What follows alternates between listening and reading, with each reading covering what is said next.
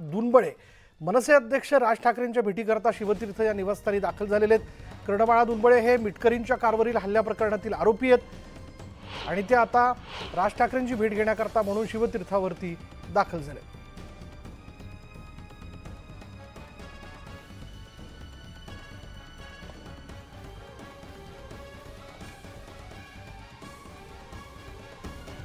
त्यामुळे मिटकरींच्या वाहनाच्या हल्ला प्रकरणामध्ये कर्णबाळा दुनबळे जे आहेत ते आरोपी आहेत आणि ते आता राज ठाकरेंची भेट घेण्याकरता म्हणून पोहोचलेले आहेत। राजकीय आरोप प्रत्यारोपांमध्ये राज ठाकरेंनी व्यक्त केलेल्या प्रतिक्रियेवरती अमोल मिटकरींनी आपली प्रतिक्रिया व्यक्त केली होती। त्यानंतर आपण बघितलं की कार्यकर्ते संतप्त झाले आणि त्यांच्या वाहनावरती हल्ला करण्यात आलेला होता। अधिक माहिती आपण जाणून घेणार आहोत। आमचे प्रतिनिधी राहुल जोरी आता क्षणाला आपल्या बरोबर आहेत। राहुल, काय माहिती याबद्दल?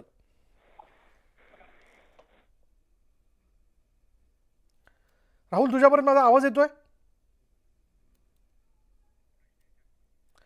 राहुल, कर्णबाळा दुनबळे हे राज ठाकरेंच्या भेटीकरता म्हणून शिवतीर्थावरती दाखल झालेत। या भेटीचं नेमकं कारण काय? अगदी 2 दिवसांपूर्वी राष्ट्रवादीचे प्रवक्ते अमोल मिटकरी जे की विधान परिषदेचे आमदार देखील आहेत, त्यांनी केलेल्या विधानावरून मनसे विरुद्ध राष्ट्रवादी हा संघर्ष पाहायला मिळत होता। फक्त बोलण्यातच नाही तर अगदी अमोल मिटकरी यांची गाडी फोडण्यात आली होती आणि त्या संदर्भात आजची ही भेट जी आहे ती अतिशय महत्त्वपूर्ण मानली जाते।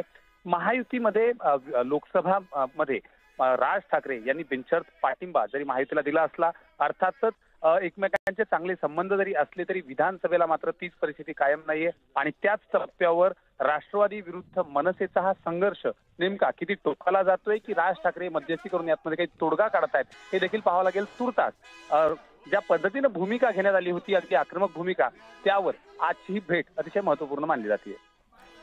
धन्यवाद राहुल या सगळ्या माहितीबद्दल। बघूया त्या भेटीमध्ये नेमकी काय चर्चा केली जाते।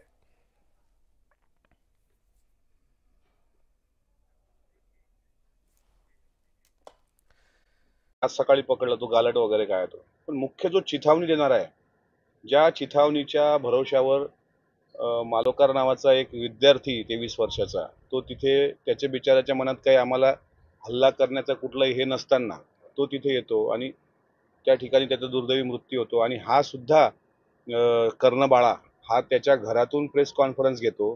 खुलेआम आरोपी जर प्रेस कॉन्फरन्स घेत असेल तर पोलिसाचं पाठबळ आहे का? तो का पकडला गेला नाही?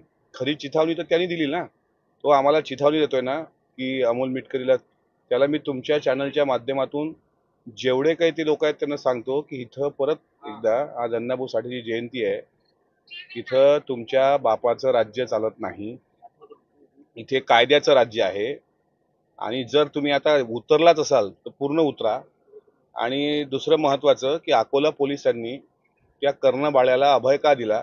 त्याच्या मुसक्या आवळून याचा मास्टरमाइंड तोच आहे जो ज्या पद्धतीने एका दुर्दैवी तरुणाचा मृत्यू झाला, यांनी याचं राजकारण केलं। आमच्या अकोला जिल्ह्यात वादाची ठिणगी पेटवून दिली। जे आम्ही सर्व एकत्र राहत होतो त्या सर्वांमध्ये फूट पाडली आणि हा नालायक माणूस तिथं बिळात जाऊन लपला। त्याला अकोला पोलीस कधी अटक करणार आहे याकरता माझं अकोला जिल्हा पोलीस प्रशासनाच्या एकूण सगळ्या घटनेवर म्हणजे 2 दिवस झाले FIR होऊन अजूनही आरोपी पकडले गेले नाहीत आणि आमदाराच्या बाबतीत अशी परिस्थिती आहे तर अकोला जिल्ह्याची कायदा आणि सुव्यवस्था किती रसातळाला गेली हे याचं उत्तम उदाहरण आहे। प्रश्न बच्चू कडूंनी असं म्हटलेलं आहे की अशा पद्धतीची टीका करायला नव्हती पाहिजे, टीका करतात म्हणून अमोल मिटकरी राजकारणात आहेत। आणि ते कशामुळे राजकारणात आहेत? ते जनतेची कामं करतात म्हणून आहेत का? असे स्टंट आहेत, त्यांनी स्टंट केलेत, माझ्यावर हल्ला झालाय। वास्तविक रवी राणांनी जे सौजन्य दाखवायला पाहिजे होतं तशी अपेक्षा आमदारांकडून एखाद्या आमदाराच्या गाडीवर आज माझ्या गाडीवर हल्ला झाला, उद्या त्यांच्या गाडीवर त्यांच्यावर ज्यावेळेस हल्ला झाला त्यावेळेस अमोल मिटकरीची प्रतिक्रिया काय होती की अशा प्रकारच्या हल्ल्याचं समर्थन होऊ शकत नाही।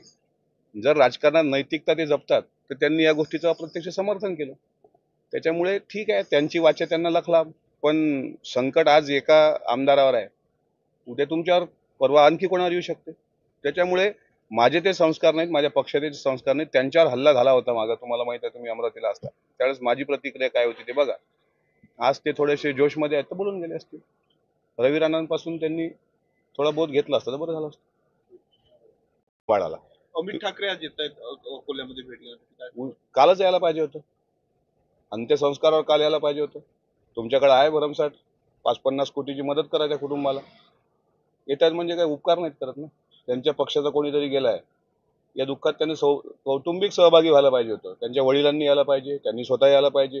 ते जे छपरे लोक जसे की कर्णबाळा दुनबळे मनसे अध्यक्ष राज ठाकरेंच्या भेटीकरता शिवतीर्थ या निवासस्थानी दाखल झालेले आहेत. कर्णबाळा दुनबळे हे मिटकरींच्या कारवरील हल्ल्या प्रकरणातील आरोपी आहेत आणि ते आता राज ठाकरेंची भेट घेण्याकरता म्हणून शिवतीर्थावरती दाखल झाले.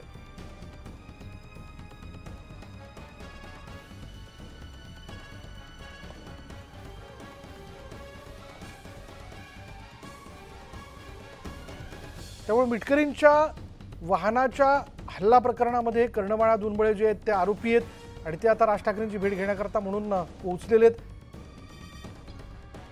राजकीय आरोप प्रत्यारोपांमध्ये राज ठाकरेंनी व्यक्त केलेल्या प्रतिक्रियेवरती अमोल मिटकरींनी आपली प्रतिक्रिया व्यक्त केली होती आणि त्यानंतर आपण बघितलं की कार्यकर्ते संतप्त झाले आणि त्यांच्या वाहनावरती हल्ला करण्यात आलेला होता. अधिक माहिती आपण जाणून घेणार आहोत. आमचे प्रतिनिधी राहुल जोरी आत्ता क्षणाला आपल्याबरोबर आहेत. राहुल, काय माहिती याबद्दल?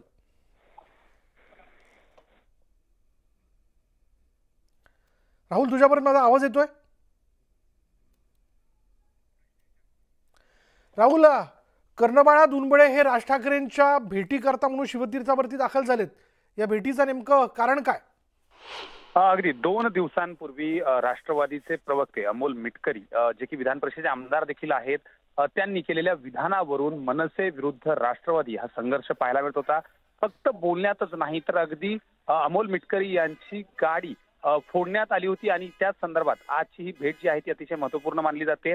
महायुतीमध्ये लोकसभा मध्ये राज ठाकरे यांनी बिनशर्त पाठिंबा जरी महायुतीला दिला असला, अर्थातच एकमेकांचे चांगले संबंध जरी असले तरी विधानसभेला मात्र तीच परिस्थिती कायम नाहीये आणि त्याच टप्प्यावर राष्ट्रवादी विरुद्ध मनसेचा हा संघर्ष नेमका किती टोकाला जातोय की राज ठाकरे मध्यस्थी करून यातमध्ये काही तोडगा काढतायत हे देखील पाहावं लागेल. तुर्तास ज्या पद्धतीने भूमिका घेण्यात आली होती, अगदी आक्रमक भूमिका, त्यावर आजची ही भेट अतिशय महत्त्वपूर्ण मानली जाते. धन्यवाद राहुल या सगळ्या माहितीबद्दल. बघूया त्या भेटीमध्ये नेमकी काय चर्चा केली जाते.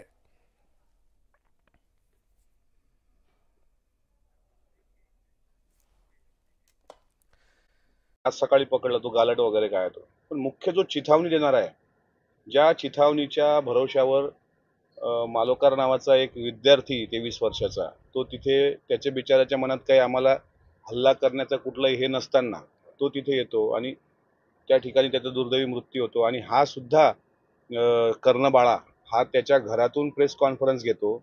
खुलेआम आरोपी जर प्रेस कॉन्फरन्स घेत असेल तर पोलिसाचं पाठबळ आहे का? तो का पकडला गेला नाही? खरी चिथावणी तर त्यांनी दिली ना. तो आम्हाला चिथावणी देतोय ना की अमोल मिटकरीला. त्याला मी तुमच्या चॅनलच्या माध्यमातून जेवढे काही ते लोक आहेत त्यांना सांगतो की इथं परत एकदा, आज अण्णाभाऊ साठेची जयंती आहे, इथं तुमच्या बापाचं राज्य चालत नाही, इथे कायद्याचं राज्य आहे आणि जर तुम्ही आता उतरलाच असाल तर पूर्ण उतरा. आणि दुसरं महत्वाचं की अकोला पोलिसांनी त्या कर्णबाळ्याला अभय का दिला? त्याच्या मुसक्या आवळून याचा मास्टर माइंड तोच आहे जो ज्या पद्धतीनं एका दुर्दैवी तरुणाचा मृत्यू झाला, यांनी याचं राजकारण केलं. आमच्या अकोला जिल्ह्यात वादाची ठिणगी पेटवून दिली.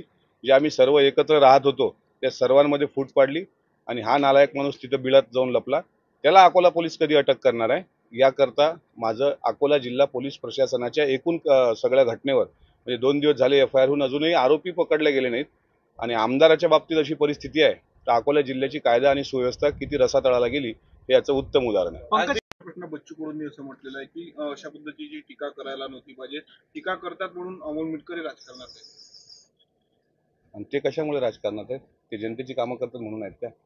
असे स्टंट आहेत, त्यांनी स्टंट केलेत. माझ्यावर हल्ला झालाय. वास्तविक रवी राणांनी जे सौजन्य दाखवायला पाहिजे होतं तशी अपेक्षा आमदारांकडून एखाद्या आमदाराच्या गाडीवर, आज माझ्या गाडीवर हल्ला झाला, उद्या त्यांच्या गाडीवर, त्यांच्यावर ज्यावेळेस हल्ला झाला त्यावेळेस अमोल मिटकरीची प्रतिक्रिया काय होती की अशा प्रकारच्या हल्ल्याचं समर्थन होऊ शकत नाही. जर राजकारणात नैतिकता ते जपतात तर त्यांनी या गोष्टीचं अप्रत्यक्ष समर्थन केलं. त्याच्यामुळे ठीक आहे, त्यांची वाचा त्यांना लखला, पण संकट आज एका आमदारावर आहे, उद्या तुमच्यावर, परवा आणखी कोणावर येऊ शकते. त्याच्यामुळे माझे ते संस्कार नाहीत, माझ्या पक्षाचे संस्कार नाहीत. त्यांच्यावर हल्ला झाला होता मागं, तुम्हाला माहित आहे, तुम्ही अमरावतीला असता त्यावेळेस माझी प्रतिक्रिया काय होती ते बघा. आज ते थोडेसे जोशमध्ये आहेत तर बोलून गेले असतील. रवी राणांपासून त्यांनी थोडा बोध घेतला असता तर बरं झालं असतं. बाळाला अमित ठाकरे आज येत आहेत अकोल्यामध्ये भेट घेण्यासाठी. कालच यायला पाहिजे होतं. अंत्यसंस्कारावर काल यायला पाहिजे होतं. तुमच्याकडे आहे भरमसाठ 50-50 कोटीची मदत करा त्या कुटुंबाला. येतात म्हणजे काय उपकार नाहीत करत ना. त्यांच्या पक्षाचा कोणीतरी गेलाय, या दुःखात त्यांनी कौटुंबिक सहभागी व्हायला पाहिजे होतं. त्यांच्या वडिलांनी यायला पाहिजे, त्यांनी स्वतः यायला पाहिजे.